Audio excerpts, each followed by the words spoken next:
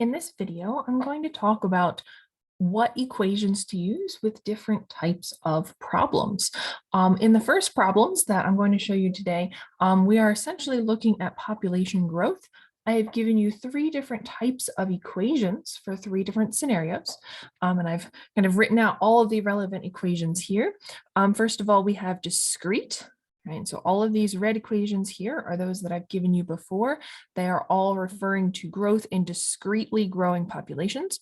For continuous growth, there are two different ways that populations can grow continuously. First of all, when populations are really small and or there are very abundant resources, they can essentially grow without a limit.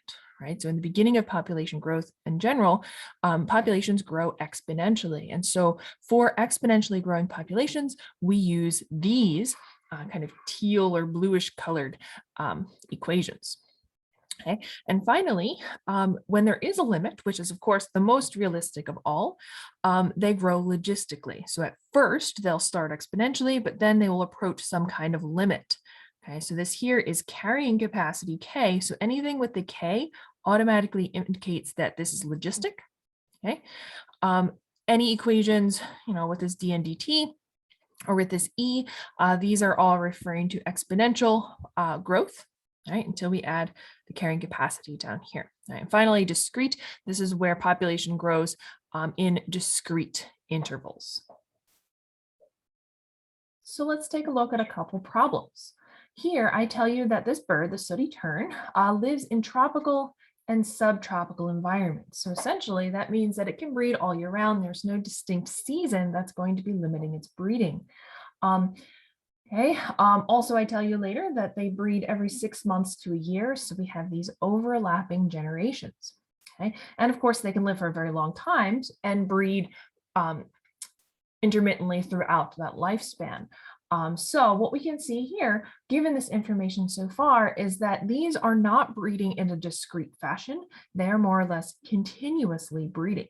Okay, so that automatically eliminates these equations here. If you look down to the right corner there, you can see these discrete equations. They are not appropriate for this bird. So then the next question becomes, are they growing exponentially or are they growing logistically? And so I want to point out that these birds breed on remote islands. Okay, so when there's a certain population of these birds, there isn't going to be enough resources, enough space, enough food per capita to sustain a larger and larger and larger population. So particularly on islands, there is a hard and fast limit to the population size. And so these birds cannot grow exponentially indefinitely, leaving us with this right here. Okay, so the best model to use. Okay, so we could probably use this at first, but the best model to use to study sooty tern's growth is this down here. So we need to understand the carrying capacity in order to understand the growth of the birds. And so we can see here, this answer marked correct by the check indicates the carrying capacity, which is indicative of the limits imposed by remote islands. Okay, let's try another one. So here I'm telling you that this frog, the spring peeper, first mates when it's 3 years old. Okay, mating season. All right, all of a sudden we have breeding being limited to these discrete intervals. Furthermore, these breeding seasons are punctuated by hibernation. So even if these frogs are really excited to keep on breeding, they're not going to because they're going to be hibernating. And so all of the population growth or decline is going to happen within these punctuated discrete intervals. And so once again, we're going to look down to these equations.